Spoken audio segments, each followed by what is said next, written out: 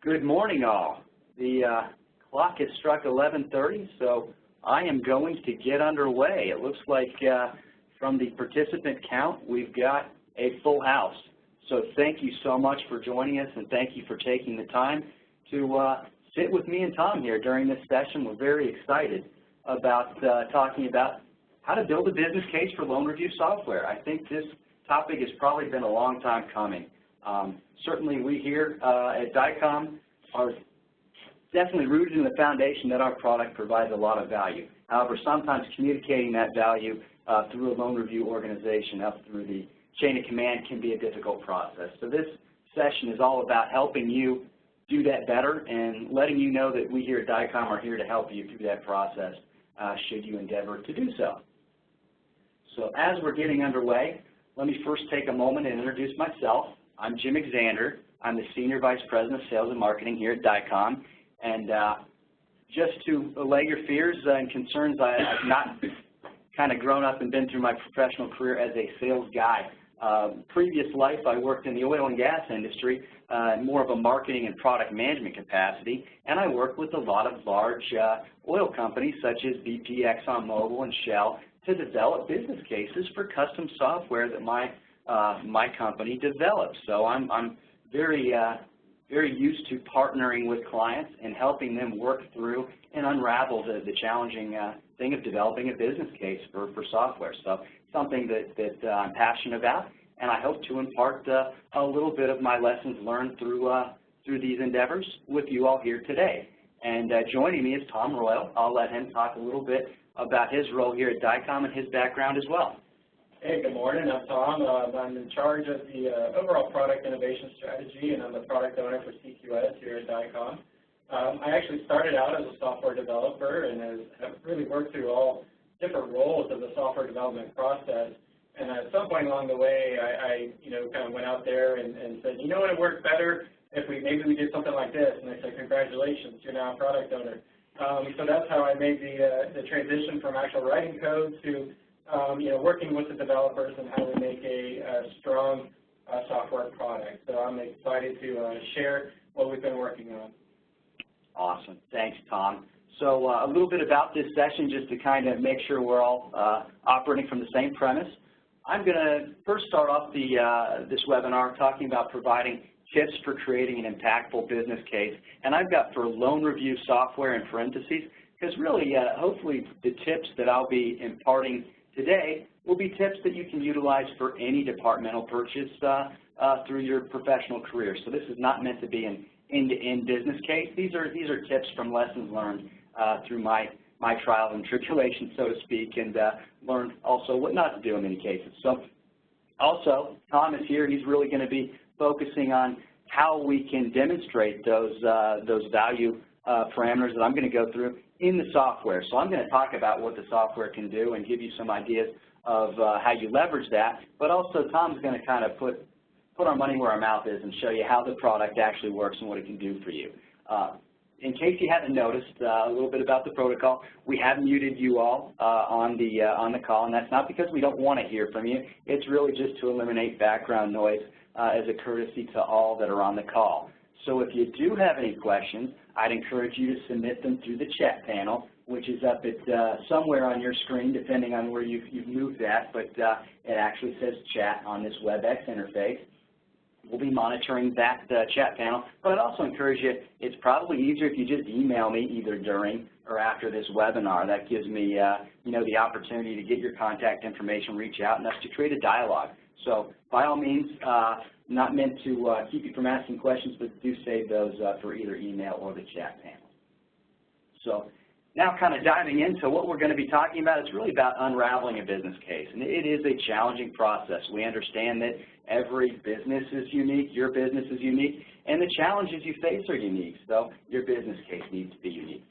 These are going to be some tips and some tried and true methods that I found to help you kind of navigate through that process. So hopefully you'll find this information helpful. I'm going to talk about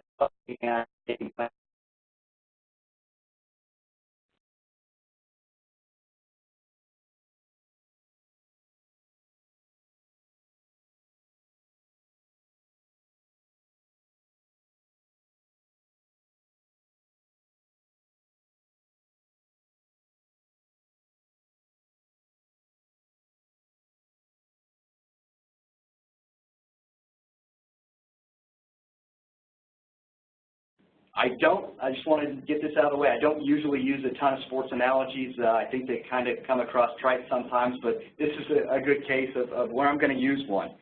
You really do need to start with a game plan before you work on your business case, and just some helpful things to consider when you're getting started. First and foremost, understand your software acquisition process. And I know that may sound a little academic, but it's often due to eagerness and lack of, I'm sure, and unfortunately in loan review, you don't get the opportunity to purchase a ton of technology. So there's not a ton of experience there. But often when we begin conversations with prospective clients, we find that there's often some challenges with just lack of understanding of what a client's software acquisition process really looks like, and they don't necessarily involve the approval authorities early in the process. That's really key, because you don't want to get through this entire process where we partner together, we get through this analysis, we submit a business case, and then you find out that, guess what, there's a competing project that the CIO has already signed off on, and nothing, IT resources are on hold for 18 months. Oops, we just wasted a lot of time. So certainly do that, and be transparent with your vendor. Hopefully you trust whichever vendor you're working with enough to be transparent about your process so they can help you navigate through it. My job as sales and marketing director is really not to sell you. It's really to partner with you through the evaluation process and make sure that you understand where our product applies and what value it brings, and allow you to then make the decision, is it right for my organization? You also want to anticipate any hurdles. If you do know there's certain things, certain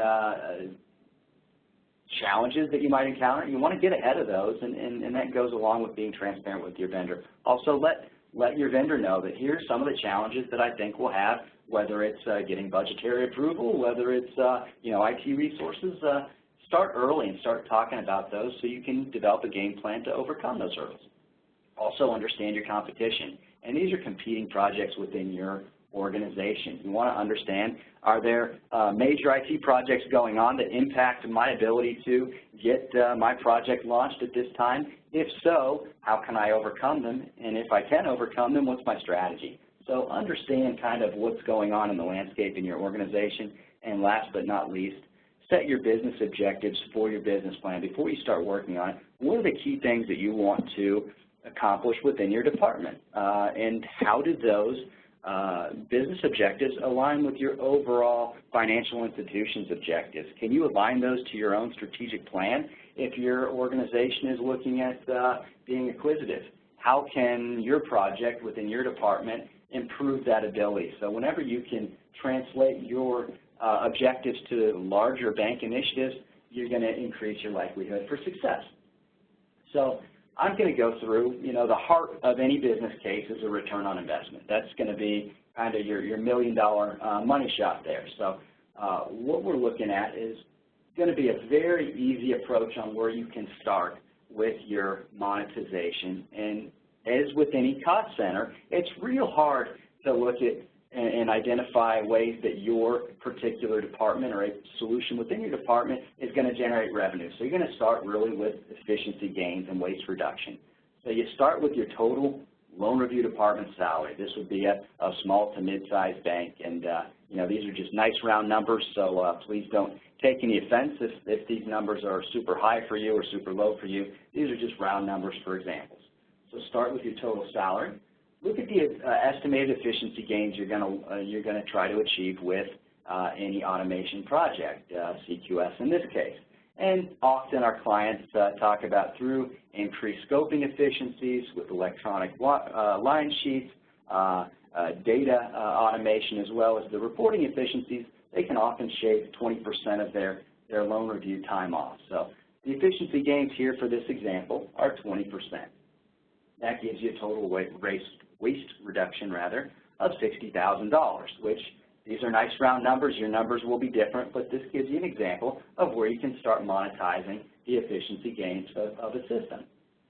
And just to put my money where my mouth is a little bit, this is a client statement here, but their bank has grown tremendously over the past several years, but their staff has remained the same. They are much more efficient.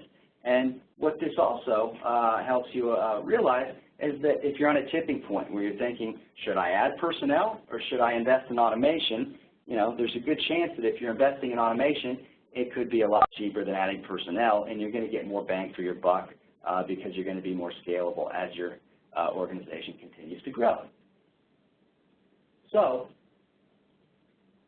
with any analysis, you are probably going to get a little pushback and say, okay, I see this 20% efficiency gain. What are you going to do with this efficiency improvement? So there's kind of two things that you're going to be able to do. You're going to be able to do more with the time you have due to efficiency, and then the software is going to give you increased capabilities. So if we're looking at what are the improvements we can utilize with increased efficiency, some things that come to mind are increased portfolio penetration, deeper analysis, and improved reporting to the board of directors or lines of business. So these are all very tangible things that give you an idea of where you might be able to start and monetize additional benefits. You also look at what new capabilities are you going to get with a system. And with CQS, there's some things that come to mind. There's many benefits, but some of the low-hanging fruit are smoother regulatory exams. I'd love to monetize this, but I would probably say this is priceless. And a lot of our clients have certainly said that's a big win for them. And then you look at maybe completely new reporting and analytical capabilities. What would you utilize with those? What would you do with those capabilities? And how would that help mitigate risk within your organization or improve credit quality? How do you monetize that? Well, it's a little bit of an art form, but it's a place to start. And then additional portfolio analytics and improved concentration analysis. These may be new capabilities that you get through CQS that you don't presently have. Again, what's the value? And then less overtime equals happy employees. We often find that our clients, or prospective clients rather, when they approach us, they feel overworked, they're tired, they know there's a better way to approach loan review, they know they can improve their processes, but they're just not there. So what is the benefit of happy employees? Last but not least, I'm going to say it over and over, monetize these improvements and any new capabilities, and also, when possible, align with your corporate strategy. Your estimated monetization here, and I'm throwing out a number just because I'm going to talk about ROI later in the slide, but let's just say you get $50,000 of increased, improved capabilities and new efficiency here. So just remember this number as we'll proceed. And then, last but not least, everybody here is in loan review, so I'm sure you're used to risks, and there's always risks of doing nothing. And when I put this into context, it's really what are the risks of not achieving the business objectives identified at the beginning of your business case, and try to monetize these risks. Some ideas, some things that you can utilize. Are you getting regulatory pressure to improve your loan review process? If so, what is that pressure, and what's the impact if you don't make changes? Because usually the risk of doing nothing is status quo is not good enough. What would be the impact of a manual process error, whether or not that's through scoping, spreading, through the line sheet, whatever that may be? Try to identify some best and worst case scenarios of what could happen if you make a mistake, because that's just a simple fact. As perfect as we try to be, people make mistakes, and the more time they spend doing manual processes, the more opportunity there is for mistakes. And then what impact would this have on your overall business strategy or goals? If you don't have the ability to improve your department in the way that you need to, in the way that you've outlined in your business objectives, how does that impact the overall bank strategy? And then also, we all know it's a great economic time, and bad loans tend to be made in good times, and good loans are made in bad times. So seeing that this is a great economy, what is on the future, and this can't go on forever. If things change in the economy, are you adaptable enough? Do you have the right data, and do you have the right tools to then mitigate whatever risks may be coming down the pipe? And also, do you have the foresight to see it coming? So these are all things that you can, for the most part, monetize. And let's just say we've gone through the process and we've monetized the risk of doing nothing at $75,000. And that's a fairly arbitrary number, but again, if you go through this process for your bank, I bet you're going to come to a number around that or even higher. So then that brings us to an ROI calculation, and this is kind of where the rubber meets the road, and this is where, you know, you're going to probably succeed or fail within your business case. So you remember we talked about waste reduction efficiency gains. We've got those classified at $60,000. We've got improved and new reporting capabilities at $50,000. And then we've got risk avoidance and mitigation at $75,000. That gives us an overall return of $185,000. Let's say whatever system you're looking at, we're talking about an initial investment of $20,000. Your recurring expense is $15,000. These are, again, just numbers to help us create a calculation.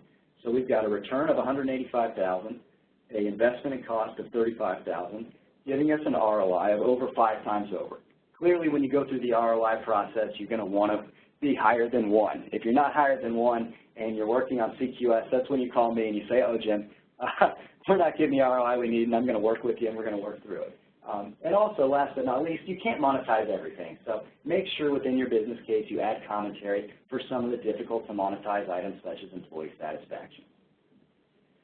So now that we've talked through kind of the heart of a business case and getting the ROI together, you're going to probably be asked to evaluate other alternatives, including maybe a buy versus build analysis. So everybody here has probably, you know, realized that there's a matrix available from a buy versus build, you know, analysis. You can Google it. You could probably get more information than you want on this. But what I will say is from my experience, both in a previous life and here today at DICOM, most organizations underestimate the required investment to build a system, the actual time to build a system, and the cost of maintaining a system properly. Also, what happens when we talk about maintaining the system? You know, you draw a line in the sand and technology changes, your needs change. What happens if key developers leave? This is a very real issue.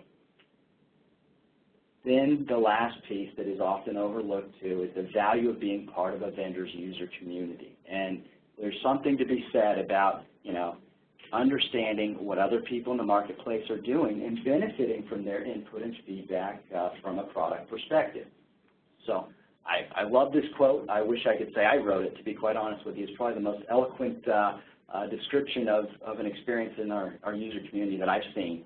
And it says, I got the sense that you and your company are truly focused on providing what the users want and need rather than just providing what you think the users might want and need. That is refreshing and makes such good sense. And this was a DICOM client, a first-time user committee attendee, and I think he underscored what we hope to accomplish, me and Tom, with these sessions. So don't want to undervalue that and definitely want to include that in any business case. So that gets through the long and short of some of the tips I have on developing a business case. I'm certainly available to talk in greater detail or help you with your specific analysis, whatever it may be. Even if it's not for CQS, I'd be happy to help you do anything. So, Mike is working. Okay, so very good. So at this point, I'm going to actually turn it over to Tom Royal, who is co-presenter here, and let's see if I can change his role. Well, let's not change his role. Let's let him use his mic. All right, Tom, can you speak? I'll let you know if we can hear you. I can. Can you hear me, Jim? I can hear you. Awesome. Okay, perfect. Yeah, and apologize for that, everyone. Had a small technical difficulty I had to work out. But at this point, I'm going to jump in, and I really just want to spend a few moments talking about CQS and, you know, how that is leveraged in the loan review world. And just to give a general overview of what CQS and you know, how it's constructed, CQS is a platform that would be hosted into the bank environment, and really it's designed to sit beside your core accounting system. And that data is fed into CQS on a batch process. It's done whether it's monthly or it can even be done manual. And then under the CQS umbrella, we've got really three main products. We've got our core loan review application and functionality. We've got some portfolio analysis components that, you know, will help you analyze your portfolio and look at things like concentrations.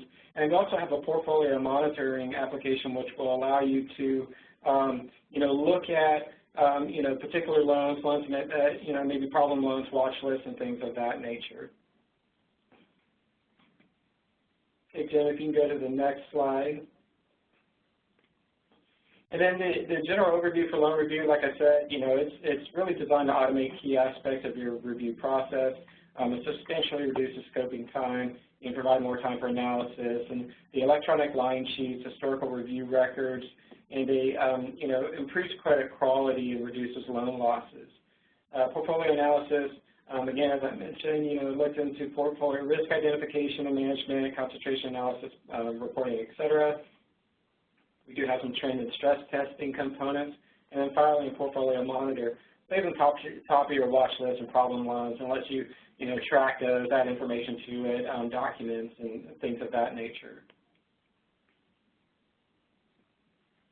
So at this point, I'm going to stop talking about CQS, and I'm going to demonstrate CQS. So Jim's going to pass control over to me, and I've got CQS ready to go. All right, Tom, I pass the baton. I'm hoping that this is going to be a smooth baton pass, and we'll continue running down the track. There's another sport analogy. Sorry. Yeah, here we go. Beautiful.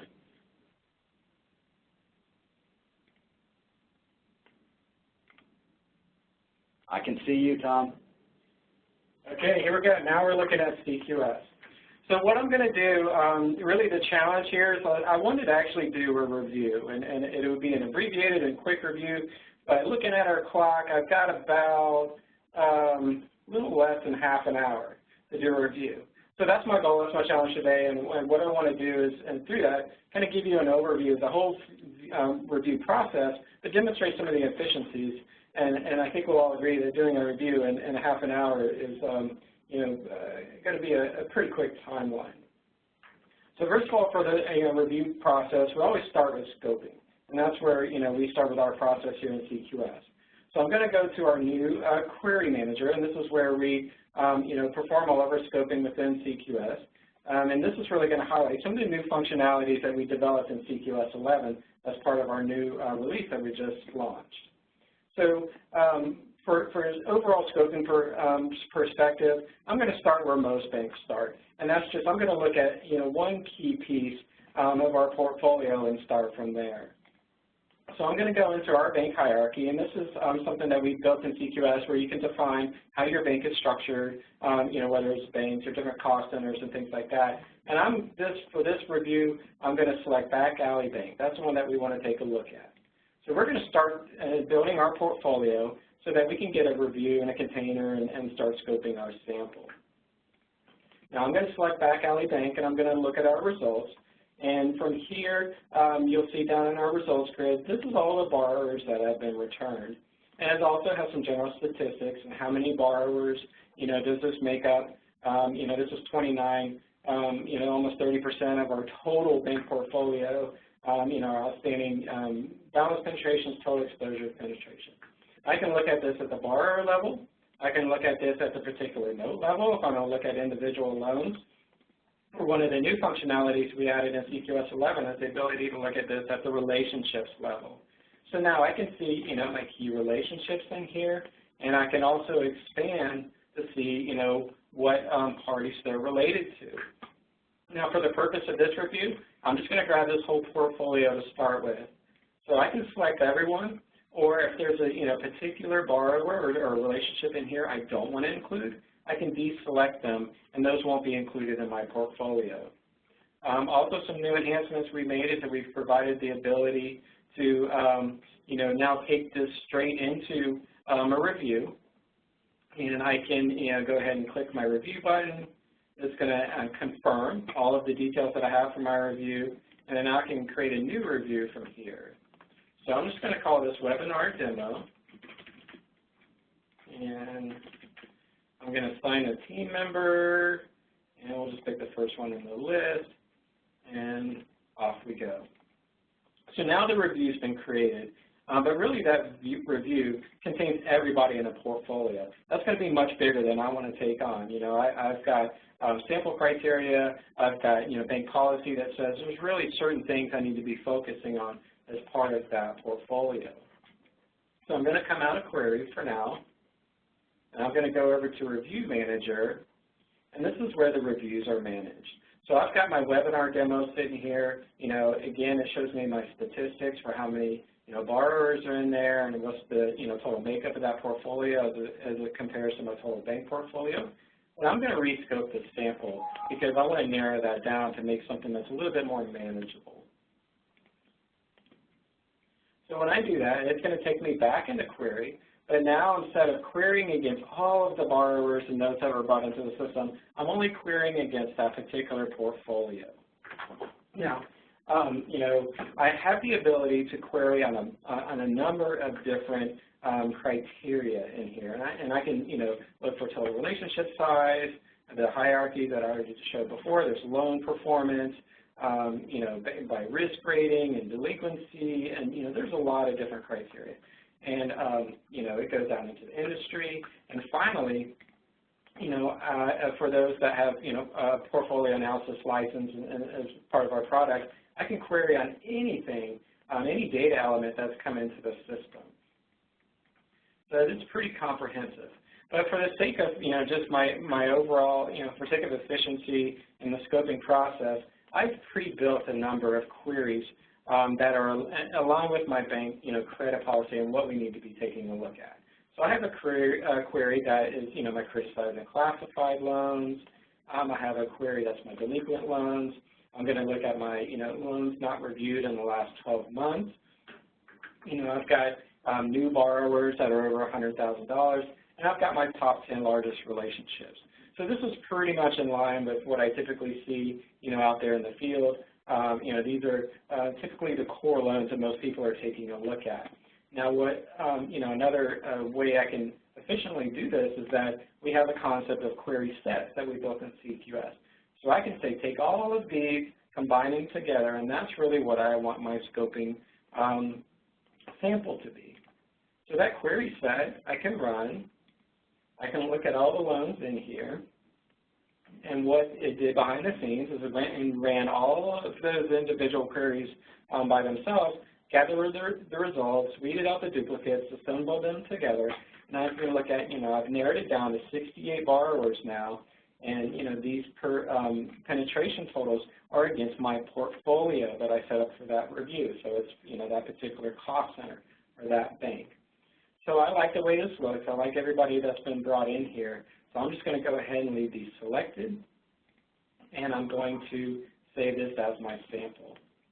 So now when I navigate back to Review Manager, you can see that I've got my webinar demo review here. It shows me my, who my team member, my borrowers and penetration for a portfolio, and then my statistics for the sample, against that portfolio. I'm sitting right around 37%. That's good for me. That's in line with my goals and on how much of a sample I want to review for this particular portfolio. But if that number, was lower than I wanted to do, I can always rescope it, add some additional, borrowers or notes to that, so I can move that number up or down. So I'm actually going to jump into this review.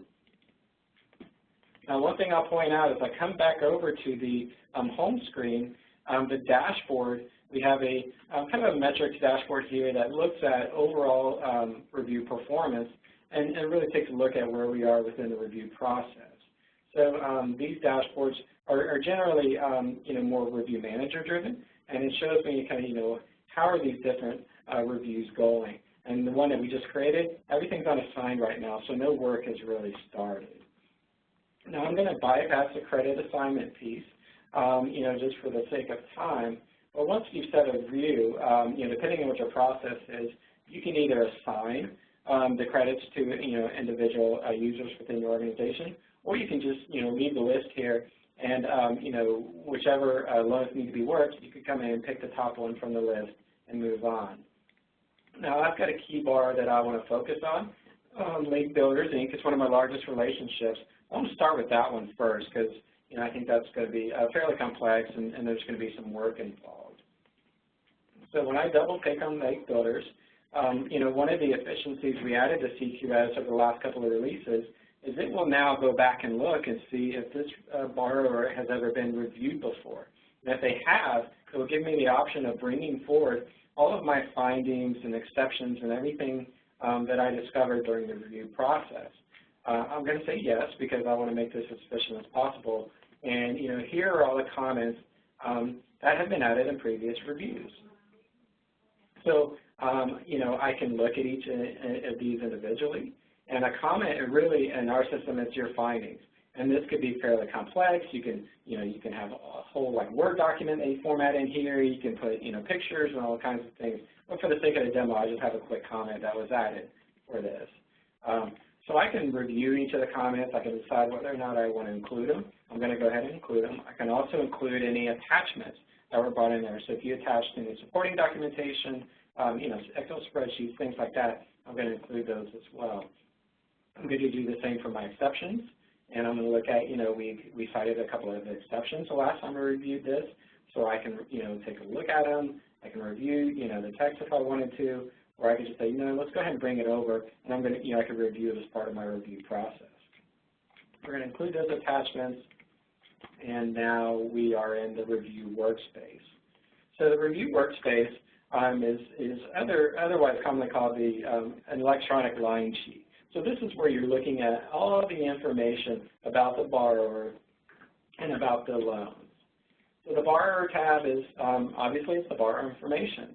And I'm going to go ahead and say, I'm going to change this reviewed by to myself because I'm the one that's taking a look at this. This is where I can look at all the borrower information, any user-defined fields that we had set up. And again, all this information is pre-populated from your core system. The note information is the same thing. These are all the notes that belong to this borrower. I can look at each one of these individually. They've got note information that applies to them, and payment information, et cetera. Now, one thing you may notice is that these notes don't have any loan review risk rating yet. That's part of my job. I need to go in and look at the adequacy of the risk rating. Is it appropriate? Do we have a different recommendation, and those types of things. Now, I can either do that at the individual note level for these, or I can go back to the borrower and say, you know what, all the notes really should be rated the same thing. And I can go in here and, define my loan review risk rating. I can say, let's push this risk rating change to the notes. And let's upgrade this a bit because I think, just based on looking at the brief look at the, information, it's gotten a little better. So I'm going to change this to we've upgraded it, and we can now enforce, risk rating change reasons. So you can determine, whether you want to enforce this or not. So if any time there's a change or deviation from the risk rating, you can require a reason. These are all configurable, and these all can be tied to reports and things of that nature. So I could say, the collateral position is better. Collateral looks good. And I can save my risk rating change reason. Now this will keep a history of that. So, if it changes again, each time these risk rating changes happen, it's going to keep a history for reporting purposes. Now I did push that down to each individual notes, so I don't have to go in and apply the risk rating to all individual notes along the way. Again, there's some, efficiencies gained for some simple automation that we've included in the latest releases. I can also review collateral information and the comments. This is where I can, add my findings. So I'm going to have, the ones that were originally brought over from previous reviews, but I can add new ones. So, if I had additional findings as I'm looking through the information, I can put those here. We have, various comment types which are configurable. I could say, I've looked at a financial condition, and, financial condition has improved. And I can also, format this. I can make it, put tables. I can paste from Word. I can really change how I want this to look. And that's important because that's what's all going to flow through to my line sheet report when I print this out. So I'm going to save the comment. And, that's now been added. And then again, I can continue to attach findings as I, review this particular credit. And then exceptions. This is where I can, cite exceptions, and that can be done at either the borrower or note level, for this demo, we're just going to stay at the borrower level. It did bring the exceptions forward, from previous reviews. But if I find, there's other problems with this particular loan, I can add those here. So again, with comments, there's full formatting capability for the exceptions, so I can get fairly specific on what type of exception it is, what's the exception details. I can cite the exception. There's even another level deep where I can define attributes, which really are more like follow-up questions and things that have to happen when the exception is cited. And I can put in any type of textual information and formatting and things like that for this. And finally, to complete this, now obviously this is a much abbreviated review of this loan. I want to take a much deeper look, but I can come in here, I can save my findings so far. Everything looks good, so I can go ahead and sign off on this. Now I'm also set up as a reviewer in charge, so I can sign off on that as well. However, depending on how the bank processes the fine, you can have a reviewer in charge come back around and take a look at things and do that sign off as well. So I'm going to go ahead and sign this off, and this is completed. So now we've looked at the loan, I've reviewed it, I've added some simple findings, maybe I've had an exception. So what's next? Well, obviously, I need to communicate my findings, to my management or to the board or, throughout the organization. So that's done through our electronic line sheet report template. So I can go to reports here, I can go to report catalog viewer, and we have, a whole number of reports, for exception reporting and summary reports and classifications and a lot of things that are in here. But for the purpose of this, I really care about the line sheet. I want to communicate my findings, so I'm going to start with that. So what I want to point out is that this line sheet report is entirely configurable. You can change the layout, you can change what data field elements are included on here, how it looks, the formatting, etc. We're also working on further advancing this so that you can group it and build it however you want to. So for this, I'm going to turn everything on. So I want to say, I want to show my collateral information, my borrower comments, and my note comments. Collateral comments, even though I didn't add any. And let's say exceptions. I'm not going to show financial statements because I didn't do that for this one. This is an abbreviated review. But if you did have financial statements that were attached to this and included, those can be displayed as part of the line sheet. And then when I click submit, it's going to go out there and it's going to assemble all that data that came in from the core, plus any of the findings that I have, my loan review, risk rating, everything's going to be brought into this line sheet report. As you can see, this is very detailed. There's a lot of information that's included. So, some people love this right out of the gate. Others want to customize it, change it and determine, how much do they want to include or not include on the report. But this is a report template. Think of it as like a Word template where you can go in and change, the order of things and change how they look. So it is completely customizable. So basically, that's my review. I went in, I created the portfolio, I scoped my sample, I've reviewed this credit. It comes out to the line sheet report. Now for this line sheet report, I'm only looking at one borrower, but this report also works for the entire review. So as I continue along the review process, I can either run this at any point along the way, or when I do my overall, completion review, and I can run this report for all the borrowers that were included. So basically, that's the loan review process. It looks like I'm right in my time limit. Kind of took that challenge on, did a loan review in less than 30 minutes. And granted, yes, I didn't look at it very deeply, and I'd probably be in big trouble if this was actually part of my job. I should be taking a deeper look. But I did want to demonstrate just from an efficiency standpoint how the process can be simplified from scoping all the way through to review findings. All right. So at this point, I'm going to turn it back over to Jim. I know he's got just a little bit of follow-up. Awesome. That was great, Tom. And once again, somebody other than the loan review guy goes over time, and then the loan review guy has to come in and save the day. So good job on that, Tom. You got us back on track and on schedule. And let me know. It looks like it's being thrown my way here. So let's see. I'm now the presenter, so I want to share my screen. And share here. And look at that. Technology is a beautiful thing. So here, as we kind of close things out, I hope you got a glimpse into the loan review module of CQS and see how, one, you could develop a business case and then align the product features and value into those business case parameters. So I'm going to just summarize and then provide some resources for you that you can utilize after this webinar. First and foremost, some of the major impactful things you can do with CQS Loan Review is directly import your loan review data.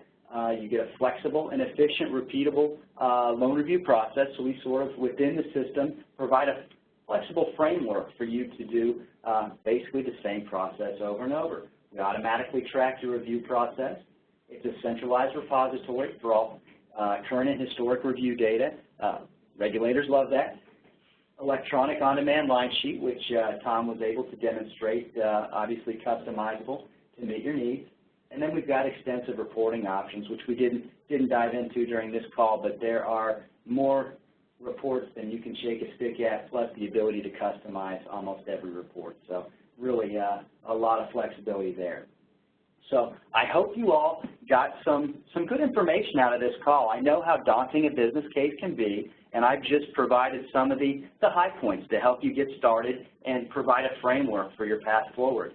With that said, I'm always available if you want to reach out to me directly. If you're working on a business case or you're just wondering, hey, you know what, I saw a little bit of CQS, I'd love to see more, let's schedule a demo and get you in a system and we can show you you know, a more extensive view into not only loan review, potentially into portfolio analysis and portfolio monitor. So would love to hear from you. And after this call, if you want some additional resources, before you reach out to me, we've got some resources on our website. If you go to dicomsoftware.com/downloads or just go to dicomsoftware.com and then click on the download link at the top, you can get to a business case document and then a buy versus build case study that we've published. So some good resources on our website, but nothing beats a good old-fashioned give Jim a call. So we'd love to hear from you, and thank you for your participation in this session. If you have any feedback or anything you'd like to provide, reach out to us directly. Have a wonderful day, and I hope everybody has a great long weekend, which is just right around the corner. Thank you so much, and take care.